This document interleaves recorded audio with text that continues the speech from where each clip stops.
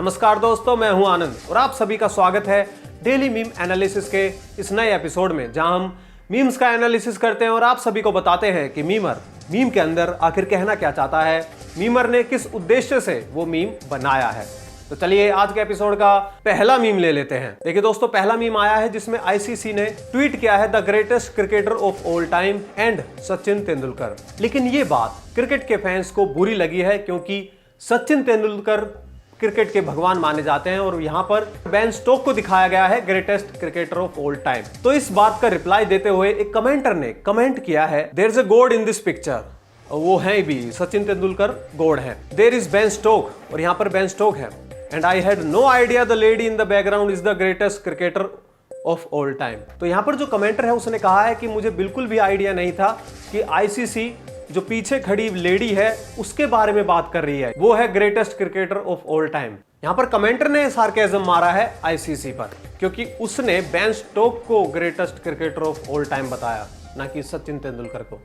तो कमेंटर ने उस लेडी को ग्रेटेस्ट क्रिकेटर बता दिया क्योंकि वो तो सचिन तेंदुलकर है ही, तो वो तो गोड है, तो वहां पर गोड खड़े हैं और बेन स्टोक खड़ा है और पीछे वो लेडी है, यानी चलिए अब देखते हैं अगला मीम। देखिए दोस्तों, इस मीम के अंदर दिखाया गया है एक एग्जाम पेपर जिसमें क्वेश्चन दिया गया है कि आपको एक रिस्क का एग्जाम्पल देना है, और जो बच्चा है जिसने रिप्लाई दिया है वो दिया है नो, यही सबसे बड़ा रिस्क है। तो उसने एग्जाम्पल नहीं दिया और एग्जाम्पल की जगह उसने आंसर दिया है नो, यानी उस लड़के को पता है अगर इसका आंसर सही नहीं दिया गया तो मेरे मार्क्स 0 आएंगे, वो फेल भी हो सकता है। तो सबसे बड़ा रिस्क यही था। तो उसने एक एग्जाम्पल भी दे दिया और उसने ये भी साबित कर दिया कि हाँ सबसे बड़ा रिस्क यही है, और उसने आंसर भी नहीं दिया, आंसर भी दे दिया, नहीं भी दिया। चलिए अब हम देखते हैं अगला मीम। दोस्तों अगले मीम के अंदर ये दिखाया गया है कि एनेस्थीसिया इन्वेंटेड हुआ था 1846 के अंदर। ऑपरेशन के दौरान पेशेंट को एनेस्थीसिया दिया जाता है, तो 1846 में उसका इन्वेंशन हुआ था, लेकिन उससे पहले डॉक्टर्स मुक्के का इस्तेमाल करते थे। इस मीम के अंदर यही दिखाया गया है। चलिए अब देखते हैं अगला मीम। देखिए दोस्तों, अगला मीम एक कॉमिक स्ट्रिप है। वो पूछता है क्या मैं नरक में हूं? हाँ, क्योंकि तुम नाजी थे। नाजी मतलब हिटलर की आर्मी। और फिर वो आदमी कहता है नहीं नहीं नहीं, मैं ग्रामर नाजी था। और फिर शैतान कहता है वेलकम टू हेल, गलत इंग्लिश में। ग्रामर नाजी कौन होते हैं? ग्रामर नाजी वो होते हैं कि अगर कोई स्पेलिंग मिस्टेक हो जाए स्टेटस में या मीम में या कहीं भी, तो वो कमेंट्स में आके वो ग्रामर ठीक करने लगते हैं कि यहाँ पर कोमा आएगा, यहाँ पर फुल स्टॉप आएगा, यहाँ पर तुम्हारी स्पेलिंग गलत थी और यहाँ पर तुमने ये एब्रीविएशन गलत लगा दिया, वर्ब गलत हुई थी। तो उसको हम ग्रामर नाजी कहते हैं। जो रियल नाजी होते थे वो ज्यूस को मारते थे, उनको एक साफ सुथरी प्योर ब्रीड चाहिए थी, जैसा कि वो कहते थे। तो यहाँ पर जो ग्रामर नाजी है उसको एकदम साफ सुथरी इंग्लिश चाहिए, बढ़िया ग्रामर के साथ, जिसमें कोई मिस्टेक ना हो। तो ये है वो ग्रामर नाजी। तो नर्क में उनको क्या सजा मिलेगी? शैतान ने यहाँ पर उसका वेलकम भी कर दिया है और उसने ये भी बता दिया है कि यही तुम्हारी सजा होगी। उसको गलत इंग्लिश दिखाई जाएगी दिन रात 2400 घंटे, क्योंकि वो ग्रामर नाजी है और उसको टेंशन होगी कि गलत स्पेलिंग है और फिर उसको ठीक करता रहेगा। और ये उसके लिए मेंटली हरासमेंट, और जैसा कि नर्क में अलग अलग सजाएं होती हैं, ऐसी सजा उसको, तो ग्रामर नाजी को ये सजा मिलेगी। यहाँ पर मीमर ने ये दिखाया है। आई होप आपको ये समझ में आ गया होगा। अगर आपको समझ में आ गया तो कमेंट में ऐसे लिखकर जरूर छोड़ देना। चलिए अब हम देखते हैं अगला मीम। देखिए दोस्तों, यहाँ पर मीमर कहता है अगर आपको अपना डॉल्फिन नेम जानना है तो आपको अपनी उंगली पर थूक लगाना होगा और जो बलून होता है उस पर रगड़ना होगा, तो जो आवाज निकलेगी वो आपका डॉल्फिन नेम है, क्योंकि वो वैसी ही आवाज निकलेगी जैसे कि डॉल्फिन निकालती है। ऐसा कोई आपका डॉल्फिन नेम पता नहीं लगेगा, मीमर ने एक मजाक किया, लेकिन आवाज निकलेगी वैसे ही जैसी डॉल्फिन बोलती है। तो इस मीम में यही दिखाया गया। चलिए अब हम देखते हैं अगला मीम। दोस्तों अगला मीम हमारे लिए है, हमारे रेफरेंस से है, मेरे लिए है, डीएमए के लिए। तो पहले हम मीम देख लेते हैं। इसमें लिखा है this is me every morning going to hunt memes for you ungrateful bastards.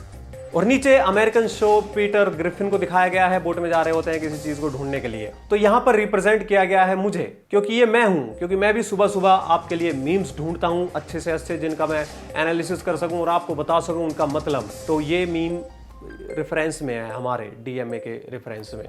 और आप है कि हमारे वीडियोस को शेयर नहीं करते हैं, ना लाइक करते हैं, ना कमेंट में बताते हैं।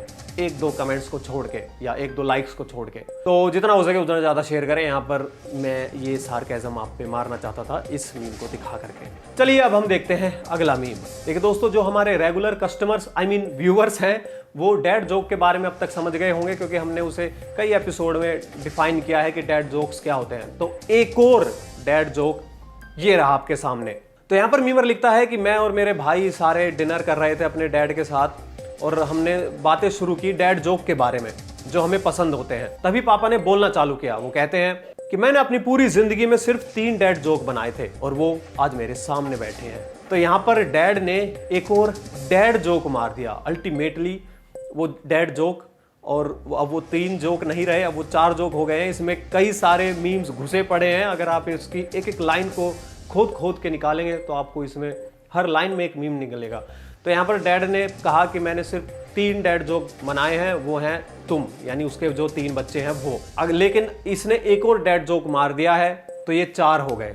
लेकिन वो डैड जोक जो डैड मारता है उसके लिए वो जोक होता है, लेकिन जो 3 बच्चे हैं उनके लिए वो जोक नहीं है, इसलिए फिर वो 3 ही रहे, वो 3 जोक ही रहे। तो यहाँ पर वो बस यही है। चलिए अब हम देखते हैं अगला मीम। देखिए दोस्तों, मुकेश अंबानी के घर लड़का पैदा हुआ है, यानी अंबानी जी अब दादाजी बन गए हैं। जी हाँ दोस्तों, आकाश अंबानी पिता बन चुके हैं। तो जो नई जनरेशन अंबानी की आई है उसको लेकर के मीमर्स ने मीम्स की बाढ़ ला दी है।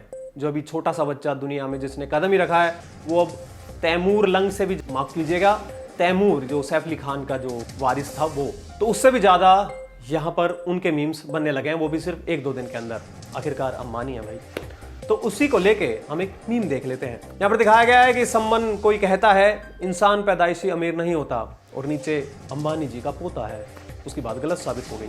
चलिए आगे देखते हैं। देखिए दोस्तों, यहाँ पर अमित शाह और नरेंद्र मोदी की टेम्पलेट का यूज किया गया है और लिखा गया है, ये कह रहा है कि I am the most popular kid in India. इसके बारे में हमने आपको बताया कि तैमूर ये वो सोचता है कि मैं पॉपुलर हूँ, लेकिन अंबानी जी का जो पोता हुआ है उसने तो हद ही पार कर दिया। वो है असली पॉपुलर। सब रिलेशनशिप में है और मैं रजाई में, क्योंकि सर्दी है। चलिए अब अगला मीम देखते हैं। देखिए दोस्तों, यहाँ पर मछलियों को दिखाया गया है। मैं इसको देखकर बहुत हंसा था। ऊपर मछली अपने ऑफिस में जाती है तो मछली का बॉस कहता है you are late again, what happened this time. वो रेगुलर लेट होता रहता है तो वो पूछता है कि तुम इस बार क्या हुआ था। तो जो कर्मचारी मछली है वो कहती है आप विश्वास नहीं करोगे, और नीचे समुद्र को आधा फाड़ दिया गया है और जो मछली है वो एक साइड रह गई है जबकि उसका ऑफिस दूसरी साइड है। तो यहाँ पर वो रेफरेंस ले रखा है मूसा का, जिन्होंने समुद्र को आधा बांट दिया था रास्ता बनाने के लिए, क्योंकि वो शहर छोड़कर जा रहे थे उनके साथ कुछ बंदे। शहर से 110 हुआ था सबसे बड़ा उस जमाने का, तो उन्होंने समुद्र फाड़ दिया था बीच से और रास्ता निकाल दिया था लोगों के लिए। तो यहाँ पर उस मछली की कंडीशन बताई गई है जो अपने ऑफिस के लिए लेट हो रही थी, और मूसा जी आए और उन्होंने समुद्र को आधा फाड़ दिया। थोड़ी देर वो रुका रहा, इसलिए वो अपने ऑफिस में आने के लिए लेट हो गया। हाँ, तो ये वो मीम था। चलिए अब हम देखते हैं अगला मीम। देखिए दोस्तों, यहाँ पर कियानू रीव्स हैं और उनके एक छोटे से फैन हैं। वो कहते हैं प्लीज़ सर आप मुझे ऑटोग्राफ देंगे, और जॉन विक कहते हैं पेंसिल लाए हो, और वो जो लड़का है वो डर जाता है और वो मना कर देता है। क्यों?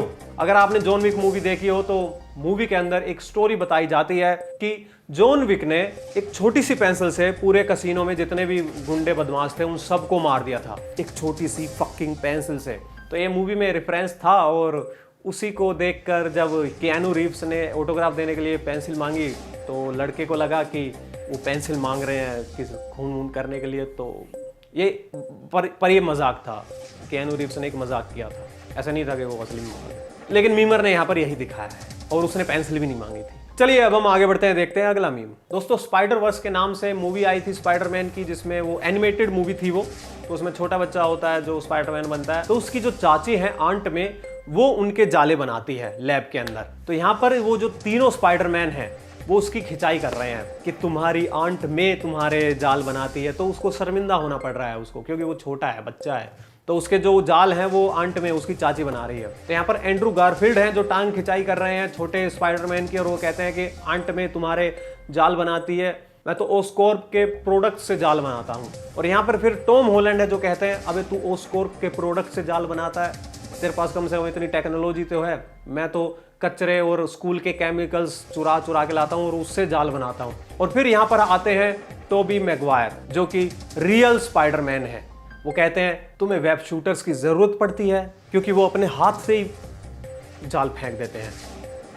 उनके हाथ में उनके अंदर ही, डीएनए के अंदर ही जाल बनाने की शक्ति आ जाती है। ये होता है रियल स्पाइडरमैन। वो काहे का स्पाइडरमैन जिसको वेब शूटर्स की जरूरत पड़े? ऐसे तो फिर कोई भी स्पाइडरमैन बन जाएगा। काहे का स्पाइडरमैन हुआ वो? इसलिए टोबी मैगवायर रियल स्पाइडरमैन है।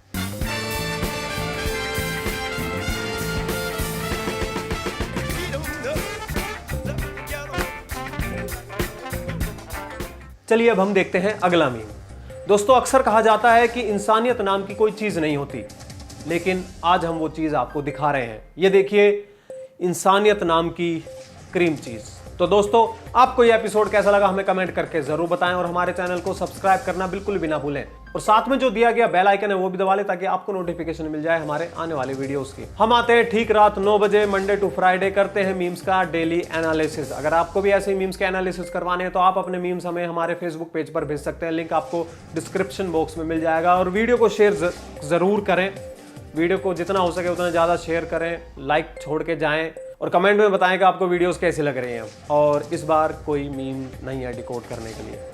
तो मिलते हैं आपसे अगले एपिसोड में, तब तक के लिए नमस्कार।